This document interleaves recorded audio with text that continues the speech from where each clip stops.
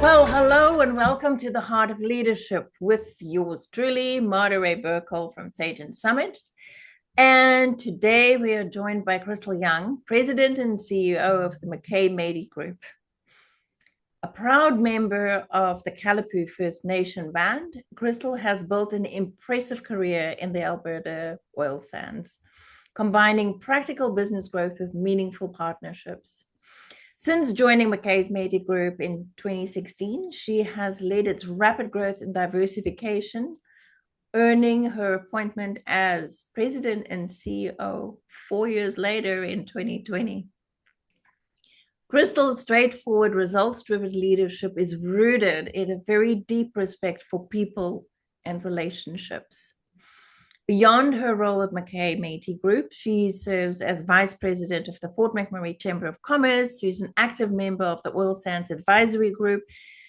She's also a sought-after voice on Indigenous business development, women and leadership, sharing insights on platforms like BNN and key industry panels. Where do you find the time? Crystal's story is one of hard work, strategic vision, and a deep commitment to creating opportunities for others. And under her leadership, McKay Métis Group was recently awarded recognition as one of the best workplaces in Canada by Great Places to Work. Congratulations! That is a huge accomplishment. And for an oil sands organization, I think you were probably one of the very few, if not the only one. So let's dive into some questions here. So I'd like to dive into the deep end. Tell us about the moment or the moments of your leadership journey that led to you being a people-centered leader. So I'm relatively new in the leadership role. I've been the CEO for the past, I would say, a little over 4 years. And in the past, I've worked with definitely different leadership styles and different people who have different ways to lead. And I've always looked at how would I want to be treated, and things that I've learned in the past with working with different types of personalities and different people. And I've really taken like how they've mentored me and different ways and styles and things I agree with and things I disagree with. But I really look at what values do I have as a person, and I really think it's important that the values that I have and the passion I have and so on is important, because people are driven by respect and vulnerabilities and being able to have conversations. So I really think it's important. It's in what do people want to see in me, because who's the people that I want to work with? Who would I want around me? So I think it's really important to focus on people and focus on the values and the things that people bring to the table. It's really good to have mentors. It's really good to, really look at a style that people respect, because if people respect me and I show respect to them, and the ideas that they may bring to the table that I might not have, it's the values, value driven. I really think that's so important, because that builds relationships, and relationships have greater success in business in general. Yeah, it's all about relationship. You mentioned leading by values. What does that look like on the ground? On the ground, it's what do I do in my daily life that I would want to have in a workplace, with the people around me. I think like honesty and transparency, the passion that people have. I think it's important to have those people around you and those same people around you. I think it's important for me to lead with those values, because I work for a community-owned Indigenous business from Fort McKay. And, people rely on us to be able to be successful, so the community can be successful. And like those values we didn't get here on our own. Humility, like working with industry, working with our partners, working with the people in our business every day.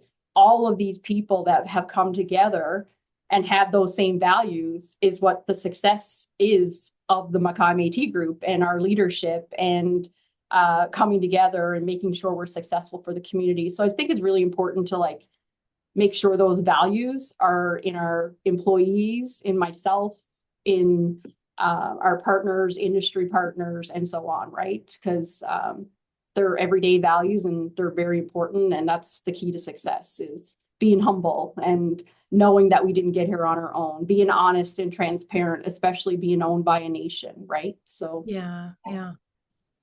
Wow.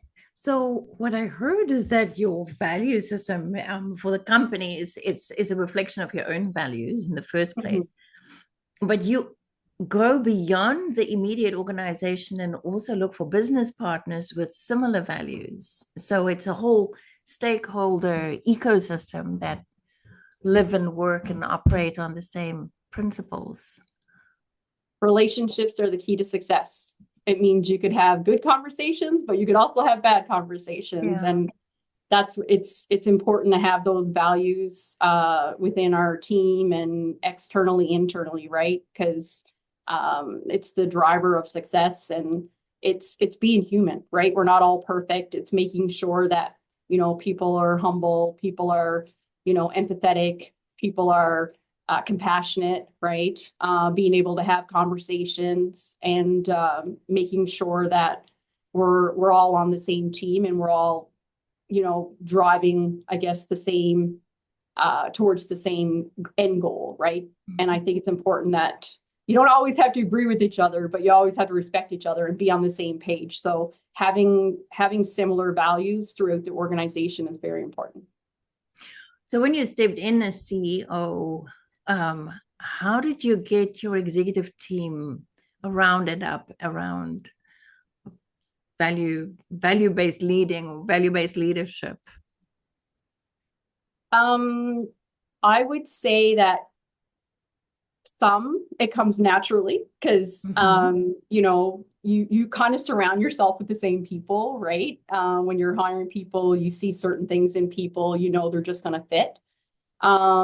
Sometimes it takes learning and training and having more conversations. It's not that they lack the value, I think it's around trust, like making sure that I'm leading by my values and leading by what I say I do. There's nothing worse when, I'm preaching all this stuff and saying all these things, but I actually don't even do it myself. So I think it's important, and I have such a great leadership team. Some I chose, some were already here, but they really fit in with how I think, how the company is, and how the community is for that same values. And they do a really good job in making sure that, down the line, their teams also reflect those same values. And they're really good communicators and very, like I said, very transparent, making sure we lead with the same, making sure we actually like walk the talk, or is that the right way? Walk the talk, right? So that is awesome, because that's what I'm hearing right throughout. I mean, there's the theory, and there's what's on paper and on posters on the wall, maybe. But the most important thing is that you're living, and everybody around you is living the values and walking the talk. Yeah, like you said, great place to work, and which was amazing. But honestly, like, our people is what makes it a great place to work. And when you surround yourself with those great people, we have to be here, probably spend more time at work than we do actually, with our families. So it's so important to have like a good culture and surround yourself with those people that have similar values as ourselves, and it's important that we're happy. We work for a community, and I want to make sure that I'm not only providing for my family, and, our employees are not only providing for their family, but they're also have this,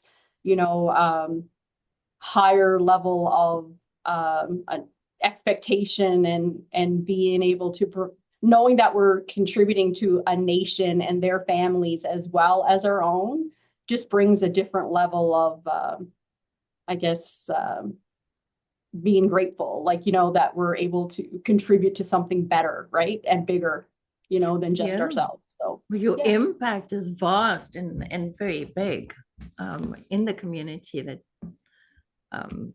that works with McKay, or that McKay owns, or that owns McKay, which way around? Fort McKay Métis Group, Fort McKay Métis Nation owns the group, Fort McKay Métis Group.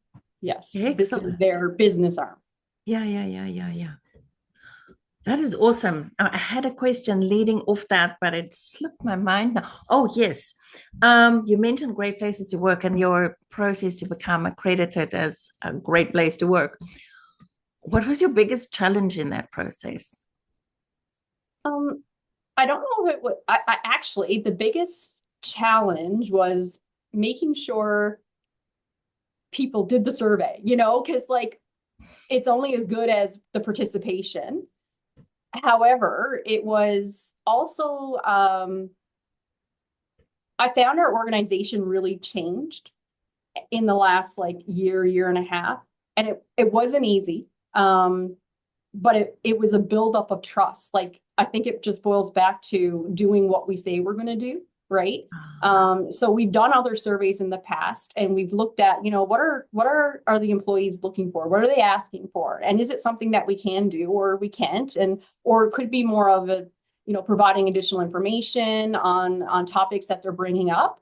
And what I did find was when they realized that we were actually listening to them and actually providing feedback or solutions or making changes, they almost felt more comfortable to speak up. And I think that's what was the biggest challenge, was having them be able to trust us enough that they would actually bring things forward. So I think that was the biggest challenge to get over. But once we got over it and once we gained their trust, now they easily speak up, that's what I want. I might not have the answer or we might not have the answers, but we'll definitely listen. And I want people to know that we are listening, because I think it's super important when people feel value and people at least feel heard, right? This is so good that you bring this up. There's a book recently written by Gabriella Rosen-Killerman and Martin Seligman, The Tomorrow Mind. And there are 5 elements in organizations that help them to be resilient and agile enough to be a workplace of tomorrow. And the biggest one of them that's kind of new, and for me, it's one of the biggest ones, is mattering. So when people know that they matter, that they're valued, and that it's okay, that they can be heard and listened to and taken seriously when they do speak up, that all plays into mattering. It makes them more resilient, more engaged, and they just become stronger organizational citizens. So, and there you are, a living example of that. That's great. Well, I honestly say all the time, like, it's not, because when people say, oh, Crystal and her team are doing such a good job, I'm not doing a good job. It's the people in the field. It's the people making us the money. That's really the value behind our success, right? Like, I can't do what they do. Like, they're out, performing the work, giving us the solutions. I'm not going to tell them how to better do their job. This is why it's important for us to like have good relationships and be able to say like, hey, how can we do this better? Is there something that we're doing or we need to change in order to make your job better, safer, whatever that looks like? So I agree. People will go way more above if they feel like they're part of a solution or, being heard and being part of the change or whatever we need to do for our company, right? Yeah, way over and above. Excellent, thank you. So in a previous conversation, you mentioned the book, 5 Mistakes, from Patrick Lencioni's book, The 5 Mistakes of a CEO. How did that book, in fact, impact your journey? So I made the first 5 mistakes, definitely in my first year. Oh, wow. And I'm not a big reader, and there's like a few books I've read when it comes to business, and that was one of the first ones. And I was like, wow, it's so eye-opening. And again, I'm not perfect, and I don't claim to be. Yeah. Uh, I'm always listening to other people's, opinions and taking in consideration, and make sure I surround myself with the right people. Um, I would honestly say one of the first mistakes I made was that I recognized immediately when I read the book was not being honest with a key leader on my team about like performance and so on, like early in when I was having issues. So I was like, looking at feelings and looking at ways to soften it without really giving that employee the benefit of the doubt that obviously, we want to be able to give feedback, and we want to be able to ensure that people understand, if something needs to change or if they need additional training. I wasn't doing that employee any justice, and I was literally more like sparing, I guess, my own feelings as well. And I really should have made a decision sooner, because it also affects the whole dynamic of our whole team, right? So it's not also fair to the other people on the team if they're, having to step in to fill other people's gaps. So I just wish I learned right away that I have to have tough conversations, even sometimes when, people are considered friends, or people are not, I guess, stepping up to the plate. But I really do wish that I made a decision faster, and was more honest and open with that employee right from the start. So growing from that, how do you balance a humanistic approach to leadership and having tough conversations? So what I've learned is that, like, this isn't my company.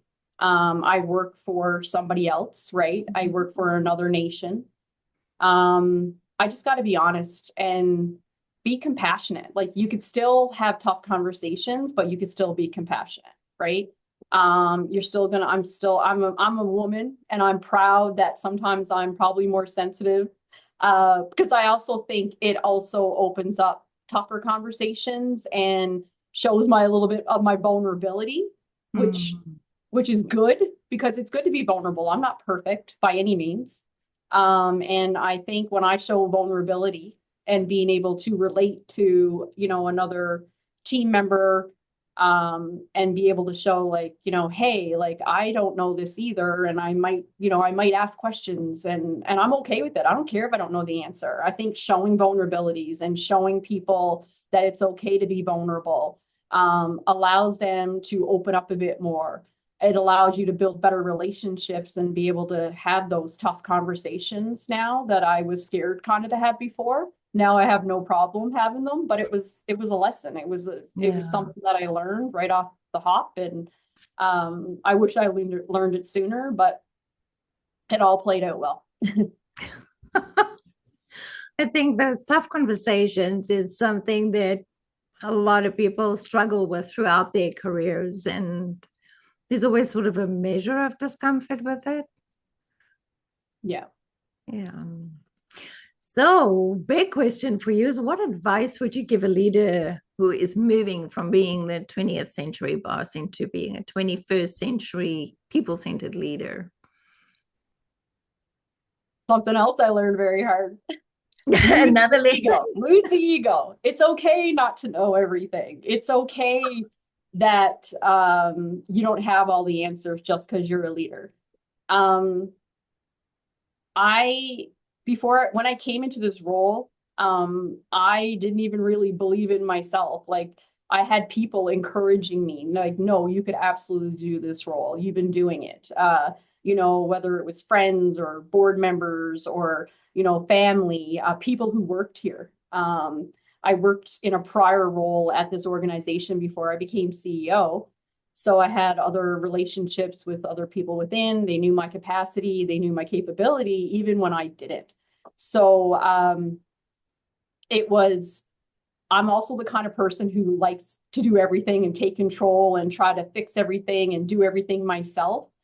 But again, like, lose the ego. You don't need to have to do everything yourself. You don't need to know everything, but it's important that you surround yourself with people who do. And that's why I have a rock star executive team, because they are really good at what they do in areas that I am not the strongest, and they're bringing me the advice, and then we have conversations and we make decisions together.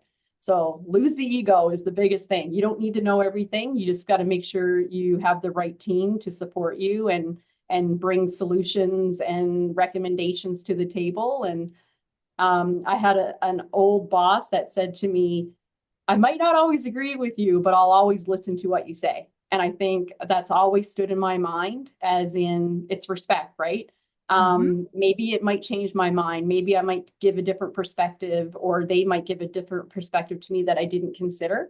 So it's really important to listen to people and have a diverse team of people who have different opinions. I don't want a yes, ma'am around the table. I want someone who's actually going to challenge me sometimes and bring different perspectives, because that's a leadership team, right? And listening and giving advice, right? And hopefully making better decisions than I would just make on my own, right?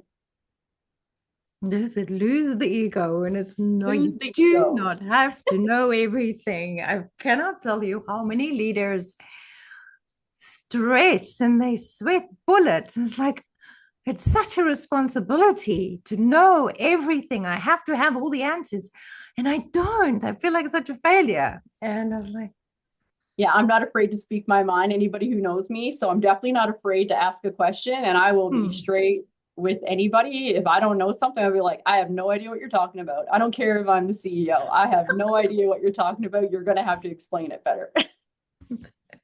draw me a picture. Yeah, exactly. Hardcore. And I mean, it's such a realistic attitude, because I mean, in the world that information is developing and so many new things are coming up, and people are so specialized in things, it is impossible to know everything. And it's really hard expectation on yourself. Yeah. What other advice would you have for a person moving into a more people-centered approach? Other advice, definitely surround yourself with the right people. Whether it's external, and I actually think it's just as important to have external supports and mentorship as it is internal with a team. Because sometimes it's nice to be able to bounce ideas off somebody, have conversations, and, sometimes, instead of having, heated conversations with your team or coworker, sometimes you just need to bounce something off somebody else and get different perspectives and advice. And, I'm a human being, and I might not always, I might sometimes get upset, or, say things in the wrong tone or the wrong way. And like, again, it's so important to have different people around you to be able to support you. And even when you're having a tough day, it's important to have some of those cheerleaders in your background, right? Like, I wouldn't be in this role if I didn't have cheerleaders, right? Supporting me and saying, hey, you could absolutely do this role. So very important to have mentors in your life, especially in a leadership role. Sometimes it's lonely at the top, but it don't have to be. Right? It don't have to be. No, it doesn't have to be. Yeah. So, and there's so many support, like peer groups, peer mentorship groups. Favorite mentors. Who is your favorite mentor? My favorite mentor is actually a board member and a friend. And he just has a different way of perspective of looking at things. He's not afraid to challenge me, and he's not afraid to tell me if I'm wrong, which I respect.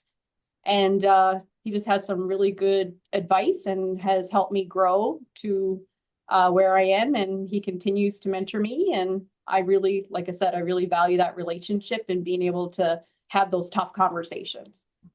Yeah. Awesome. So mentors, the right people around you. What was other resources would you recommend to growing leaders to continue to grow and stay inspired? So I'm kind of going to go back. I think the best resource you could have is people. Like I said, mentorship, team, employees, family. That is your biggest resource. It's by far what makes me successful, my team successful, our company successful. Having relationships externally with industry, and I mean, we're all in this to make money for ourselves, for our companies, but industry needs to make money as well. And our community needs to make money in order to have resources for the community. So having those relationships and that dynamic, being able to have tough conversations, good conversations, being able to collaborate, right, goes back to the values, right? We're all here to make money and do things together. So very important to have the right resources, which I think the biggest one is people. Yeah. There's an African proverb that says, if you want to go fast, go alone. If you want to go far, go together. And that just, speaks to your whole framework here. It's like surrounding yourself with good people. So you mentioned empathy, compassion in the workplace, and those are great virtues, and I think so incredibly important in today's workplace where things change and there's a lot of pressure from all sides. Tell me a little bit more about how you practice it and how you manage compassion fatigue. So kind of like I said earlier, I kind of relate, like, as in, how would I want to be treated, right? If I find with leadership, a lot of people give me a lot of, I guess, a lot of rope or whatever you say, like they're not as hard on me because I'm the leader, right? And, but I also think that my success, our company's success is only as good as the people we have. So I'm one of those people that within our organization, I don't care if you're sitting at your desk for 8 hours. It's more of like output, like what are you contributing to the organization in your job, right? So like if they have to go to the dentist or they have to go to one of their kids, award ceremonies or something, it's go. Like I'm not gonna not pay you or whatever because I know what the people put in to be here, right? And we all have lives, and we have to be compassionate, especially this day and age, right? Like it's already hard if you have families and there's lots on the go. And I don't know, like it seems like kids these day and age are in everything. I can't even imagine their busy schedules of families and stuff. So I guess being open to the fact of, what is it like to be in that other person's shoes? What are they going to? Making sure I'm also telling my, I guess, not troubles, but what I'm going through and having conversations, being a bit vulnerable, wearing my heart on my sleeve, being able to, say like, hey, if you need something, come to me. I might not be able to help you, but I'll listen to you. I'll give you advice. I'll offer you support that we can, and that's one of the things that I find our organization is good at. We're always very supportive of each other, and we're supportive of the community as a whole. We do a lot of things for the community, not even just for McKay, of what, who owns us, also the community in general here. We're part of a lot of, sponsorships and organizations. And so, like I said, compassion, making sure that, I guess, we're listening to people. They can come to me, and having an open door policy, right? Yeah. And I guess with your second part of managing the fatigue, I guess it's just, like I said, telling people that, hey, my door is always open. You can listen to me. I'll listen to you, but I might not have the answer, right? And again, being honest, right? And transparent. Also knowing that I am the CEO and that this company is not mine, I make it very clear that I have to look out for the best interest of the company, and we all do, right? This is what it is. This isn't my company, so I'm very open about that. And sometimes I might have to make hard decisions. But I do think we're a pretty compassionate overall organization, and we do a lot for our employees because they do a lot for us as well. Yeah, yeah. That is awesome. Thank you very much. There's so much wisdom in this short conversation. I really appreciate that. So, closing this conversation, reading, listening, what are you doing to stay on top of everything and to keep inspired and to keep growing? There's your mentors. I involve myself in a lot of community events. Okay. Talking to people. Like I said, I'm on a few boards and committees. And the one thing about Fort McMurray is that I find people in this town are very involved. You go to any event, there's always the same people. There's a lot of people that come together and host events, and you're always talking to people and meeting people and, having conversations and, sometimes having drinks and going to galas. I find keeping yourself busy, I guess, and involved is very important, right? I also think that making sure that I lost my train of thought.